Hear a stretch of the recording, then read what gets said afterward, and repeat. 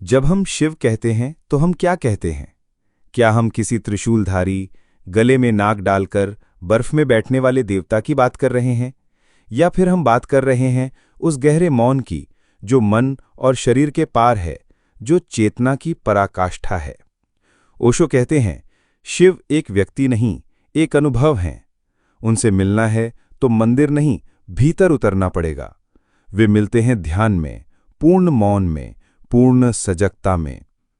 आज की ये यात्रा है उसी शिव की ओर, जो ना कहीं हैं, ना कहीं नहीं, जो बस हैं, जो ओशो की दृष्टि में शुद्धतम सत्य हैं। आदि योगी शिव का इतिहास नहीं, रहस्य है। ओशो कहते हैं कि शिव इतिहास नहीं है, वे हिस्ट्री नहीं बल्कि मिस्ट्री हैं। उनकी उपस्थिति साक्षात है, लेकिन वो किसी ग्रंथ में बंधी नहीं। शिव आदि योगी हैं, पहले योगी। योग का मतलब है मिलन आत्मा का परमात्मा से, और शिव वही हैं जो इस मिलन की प्रक्रिया के पहले साक्षी थे। ओशो बताते हैं, जब शिव हिमालय में ध्यानरत हुए तो उनके चारों ओर मौन बिखर गया।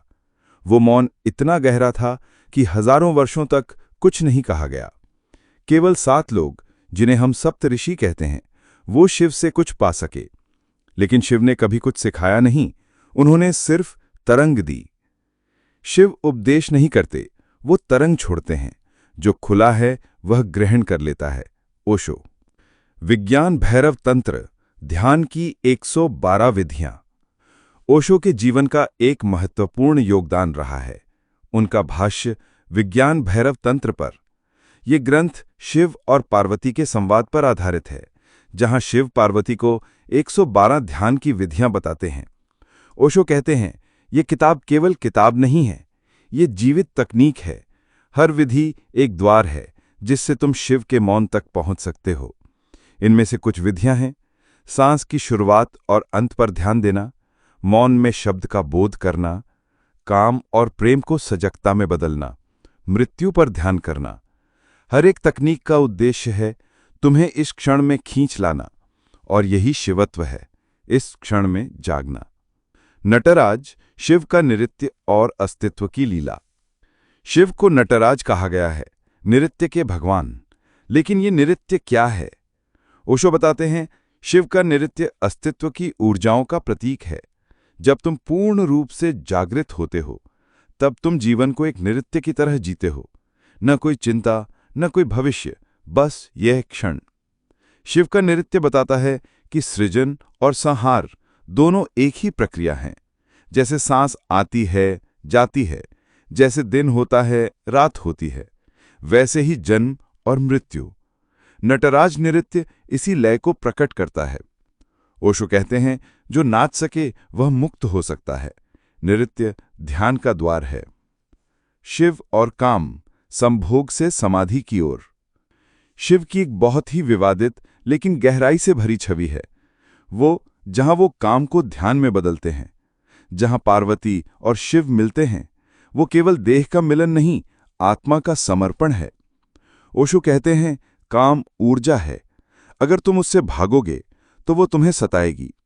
अगर तुम उसे समझोगे, उसका साक्षी बनोगे, तो वही ऊर्जा समाधि में बदल सकती है। शिव की पार्वती संग युगल मुद्रा केवल चित्र नहीं, वह प्रतीक है। जब स्त्री और पुरुष, जब चेतना और शक्ति एक हो जाते हैं, तो परम आनंद घटता है। काम को दबाओ मत, देखो, समझो, और वो खुद ही समाधि बन जाएगा। ओशो। तीसरा नेत्र, जागरण का प्रतीक। शिव के माथे पर तीसरा नेत्र है। क्या ये केवल एक धार्मिक कल्पना है? ओशो कहते हैं, ये तीसरा नेत्र प्रतीक है साक्षी भाव का, भीतर की दृष्टि का, आत्म जागरण का। जब ये नेत्र खुलता है तो व्यक्ति बाहर नहीं, भीतर देखने लगता है।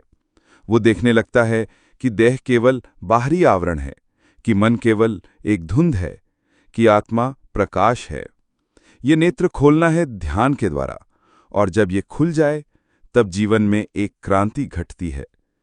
तीसरा नेत्र खुलना मतलब तुम अब बाहर नहीं, भीतर जी रहे हो।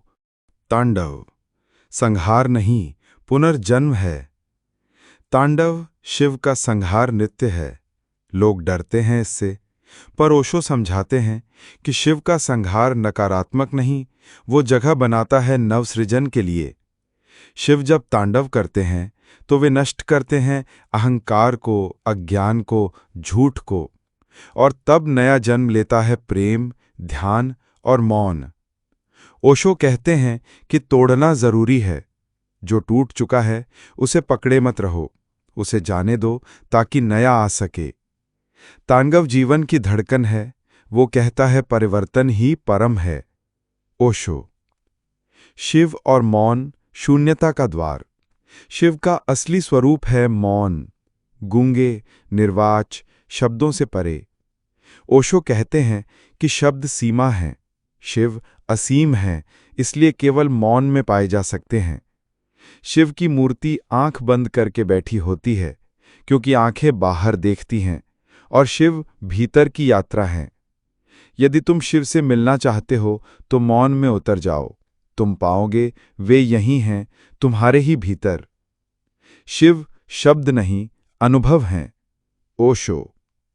शिव को जीना, ध्यान, प्रेम और स्वीकृति। शिव को पूजना एक बात है, लेकिन उन्हें जीना, ये असली भक्ति है। ओशो कहते हैं, ध्यान शिव की पूजा है, प्रेम शिव की शक्ति है, स्वीकृति शिव का धर्म है। जब तुम इन तीन को जीवन में उतार लेते हो तब तुम शिवमय हो जाते हो। शिव को जीना है मतलब अपने भीतर की चेतना को जगाना, मतलब हर क्षण जागरूक रहना, मतलब जीवन को लीला की तरह जीना। शिव का सबसे बड़ा मंदिर तुम्हारा ही हृदय है। ओशो। समापन। शिव और तुम एक हो सकते हो। शिव कहीं बाहर नहीं, वे तुम हो, तुम्हारे भीतर छिपे हैं, एक ही परत पीछे। तुम उन्हें खोज नहीं सकते, तुम बस रुक सकते हो, मौन हो सकते हो, और वे प्रकट हो जाते हैं। ओशो कहते हैं, ध्यान करो, खोजो नहीं। प्रेम करो, मांगो नहीं। स्वीकार करो, बदलो नहीं। शिव घटित हो जाएंगे। ये जीवन एक मौका है, शिवत्व को पाने का, अपने आप से मिलने का। तो चलो अब ध्यान की ओर चलें, जहां तुम नहीं रहोगे, केवल शिव रहेंगे।